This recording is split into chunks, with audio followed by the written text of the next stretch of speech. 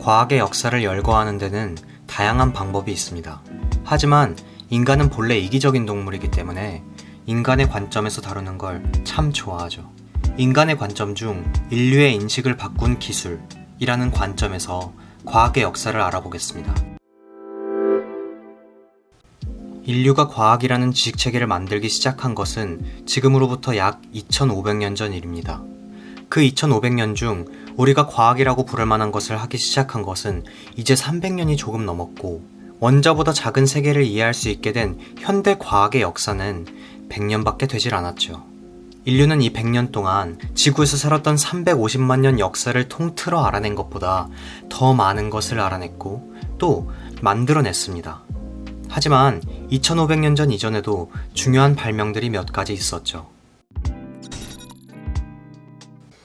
첫째, 농사기술의 발명입니다. 지금까지의 연구 기록에 따르면 농사기술은 약 12000년 전 등장했다고 보고 있습니다. 농사기술의 발명으로 사냥을 하고 열매를 따먹던 수렵채집 생활에서 벗어나 정착 생활이 가능해졌습니다. 식량 대량 생산도 가능해졌죠.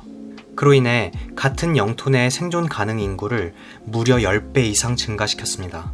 그러니까 수렵채집 방식으로 강가 주변의 마을 주민 100명의 인구가 생존 가능했었다면 농사기술의 발명은 마을 주민을 1000명 이상이 생존 가능하게 만들어줬다는 겁니다. 이런 폭발적인 인구의 증가는 집단 지성이 만들어내는 과학과 기술 발전에 있어서 아주 중요한 역할을 했습니다. 농사기술의 발명은 주어진 대로 사는 것이 아니라 환경을 컨트롤할 수 있다는 것을 깨닫게 해주었습니다. 두 번째는 재련입니다. 인간은 도구를 사용하기에 강한 동물이죠. 그러나 오랜 기간 인간이 사용했던 도구라고는 나무, 돌, 동물뼈 같이 자연에서 그대로 구할 수 있는 형태였습니다. 지금으로부터 약 7000년 전, 그러니까 기원전 5000년경이 되면서 인류는 드디어 구리를 녹여 자신이 원하는 모양의 금속을 만들어내기 시작합니다. 재련을 하기 시작한 것이죠. 재련이 의미하는 바는 강력했습니다. 기술과 재료만 있다면 자연에 존재하지 않는 어떤 것이라도 만들 수 있다는 것이었죠. 마지막으로 언급할 것은 글자입니다. 인류가 지금까지 발견한 최초의 문자에 대한 기록은 기원전 3500년에서 3300년 전 어느 시기 수메르에서 발견되었다고 보고 있습니다. 비록 완전한 문자체계라고 보긴 어렵지만 세금과 행정에 대한 내용으로 해석되고 있습니다. 이 글자의 발명으로 인류는 더 이상 주관적이고 감정에 치우치며 인상에 근거하는 데다 왜곡되기 쉬운 기억이라는 것을 벗어나 객관적이고 냉정하며 가차없이 정확한 데다 용량의 한계가 없는 외부 저장 기술을 갖게 된 것입니다. 글자는 발명이나 사상, 통찰 등을 다음 세대에 물려줄 수 있게 만들어줬죠. 다시 말해 인류 차원의 원포홀이 가능해진 것입니다. 2500년 전인 기원전 600년경은 과학의 고대시대라고 볼 수 있습니다. 이때는 과학이라는 단어 자체가 없었죠. 대신 자연철학이라는 이름으로 많은 철학자들이 세상을 연구했는데, 과학적으로 가장 의미 있는 연구로는 세상을 이루는 근본 물질을 찾는 연구가 있었습니다. 원자 같은 것을 찾는 것이었죠.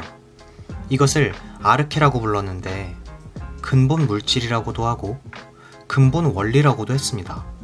이 시절 철학이라고 하면 흔히 우리가 뇌피셜이라고 부르는 그런 수준이었습니다.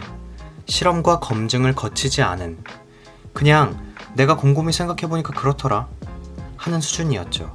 만물의 근원이 원자, 분자 이런 게 아니라 물이라느니 흙이라느니 공기라느니 불이라느니 주장하면서 서로 싸우느라 바빴습니다. 심지어 피타고라스 학파 같은 경우에 세상을 이루는 근본이 숫자라고 주장하기도 했죠. 시간이 지나 기원전 300년경으로 넘어오면 드디어 뇌피셜이 아닌 과학적인 방법을 깨닫습니다. 바로 실험과 관찰을 통한 검증이죠. 이 시기에도 아직까지 과학이라는 말은 없었습니다. 하지만 이론 철학이라고 분류되었던 지식들이 현재 우리가 과학이라고 부르는 그런 것들이었죠. 여기엔 관찰과 검증이 이용된 지식들이 기록되었는데 그럼에도 불구하고 오류들이 많았습니다. 신화에나 나올 법한 말도 안 되는 개소리나 과학적 오류들이 넘쳐났죠. 하지만 이런 오류들을 차치하더라도 관찰과 검증은 과학을 엄청나게 발전시켰습니다. 계산 오차가 좀 심한 경우도 있었지만 천문학도 많이 발달해서 태양 중심설을 주장하는 학자도 있었고 우물을 이용해서 지구 둘레를 계산해낸 학자도 있었죠. 또 의료기술의 발달로 약물을 사용하기 시작하는가 하면 기계장치들이 하나하나 만들어지기 시작한 것도 바로 이때입니다. 당시 사람들은 실험과 관찰을 통한 검증이라는 이 시스템이 21세기 인류가 신의 권위를 넘보게 만들어줄 거란 사실을 상상조차 못했을 것입니다.